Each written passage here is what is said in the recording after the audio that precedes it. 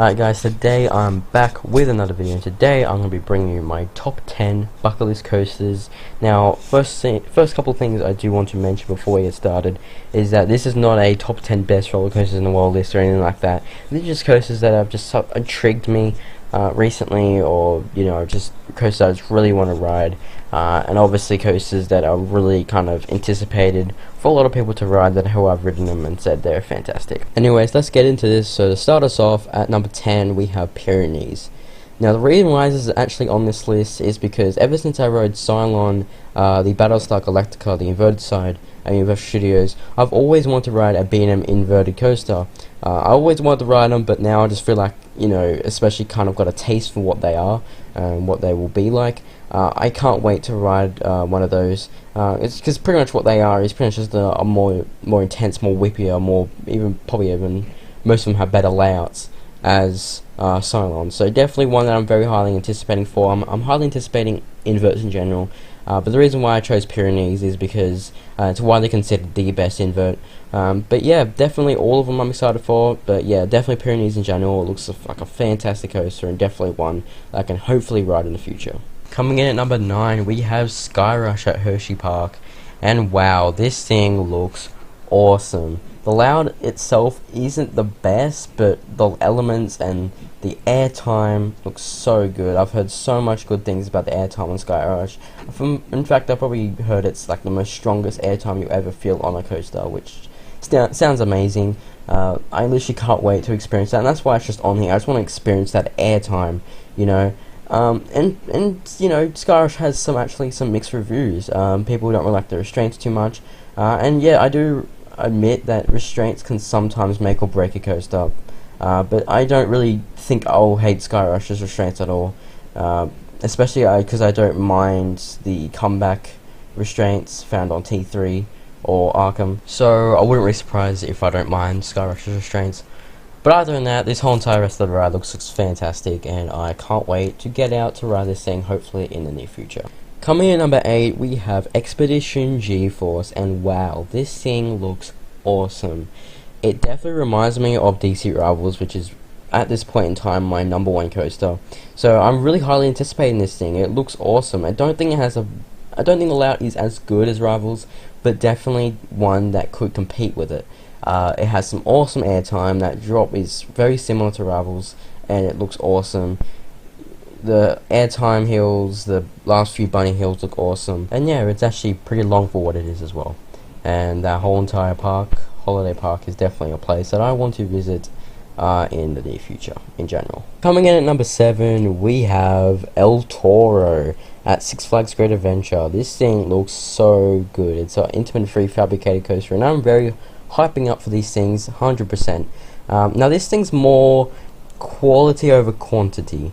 It has a lot of air. It doesn't really have a lot of airtime, but it has some strong airtime. You've got 4 main poppers of airtime. You've got the drop. You've got the first 2 bunny hills, and then you've got the Rolling Thunder Hill, which looks awesome.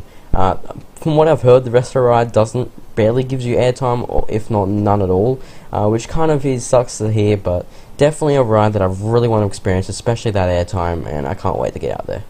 Just missing out on the top 6, we have T-Express, the other prefabricated coaster that's on this list. And as I said before, this I don't think is going to be a better coaster than El Toro, but the reason why it's higher is just it has so much airtime. It's split into 2 halves, and the first half looks awesome. It's like El Toro, and then the second half is pretty much bolder but more fast-paced.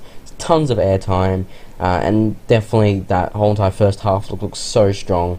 And definitely a ride I really want to ride in the near future. But yet again, South Korea is a really hard place to get to. But if I ever get the chance, this is definitely a ride that I need to get on. Hitting the top 5, we have Lightning Rod at Dollywood. And wow, this thing looks so good. It's definitely one of the best RMCs.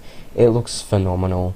You have so much airtime and very good quality airtime. The layout itself and the elements that contains inside that layout is so good.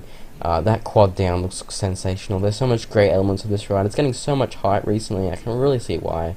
This thing looks so good, and definitely a place I want to get to. And Dollywood is definitely a bucket list park, not just because of this, but the whole entire park in general. It has a good layout. It has a good lineup of coasters and rides in general, and from what I've heard, it's a really great atmosphere. But this coaster in general just looks so good, and definitely one I need to get on. Coming in at number 4 is a coaster you might not have been expecting. It is Coaster Playland. Oh wow, this thing just, what the hell. Ever since I saw that reverse POV, that reverse camera POV, Jesus Christ, I've been so intrigued with this coaster. I've been on some similar coasters as such, Wild Mouse at Luna Park. It kind of has the same kind of feeling, has no restraints practically. The only restraint you have is like a seatbelt, which is like 5 inches above you.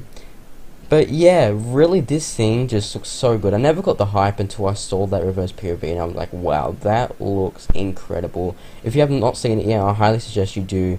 You just seem to get ejected out of your seat, you hit that bar, wow, it just looks awesome. I can't wait. Coming in number 3 is actually 2 coasters that are getting a lot of hype recently, and that is Eejanaika and Dinosaurs.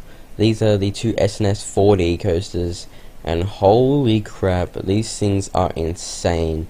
Wow, these just are pretty much X2 on steroids from what I've heard. It's like 50 feet taller. It is insane. These things look insane.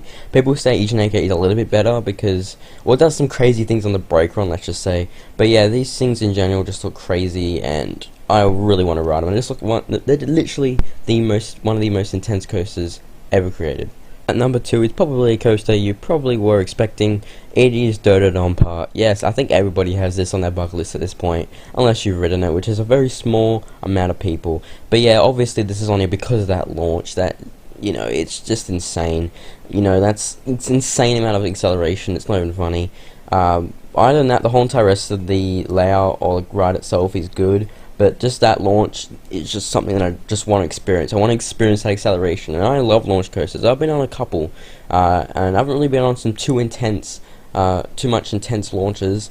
But this just looks insane, and just definitely a launch I want to experience. No surprises. Coming in at number 1 is still Vengeance. Wow, I mean, do I really have to say anything about this thing? I think everybody in this community knows about it. It's just so much airtime. It's not the strongest airtime ever, but it's strong to be really, you know, good ejector. Wow, this thing's just long. It has so much elements, so much packed into its layout. It's not even funny.